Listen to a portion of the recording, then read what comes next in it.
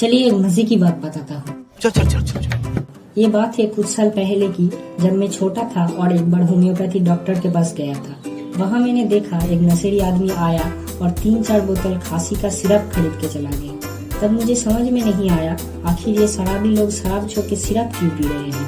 पर बाद में पता चला जहाँ बियर में अल्कोहल सिर्फ 5 से 7% ही होता है, वहाँ इस सिरप में अल्कोहल 10 से लेकर 40% तक होता है। इतने तेजस्वी लोग हैं हमारे पास, कितने शानदार विचार रखते हैं जी। पर इसका मतलब ये नहीं कि आप ठंडे ठंडे बियर पिएंगे। ऐसा करने लग जाओ।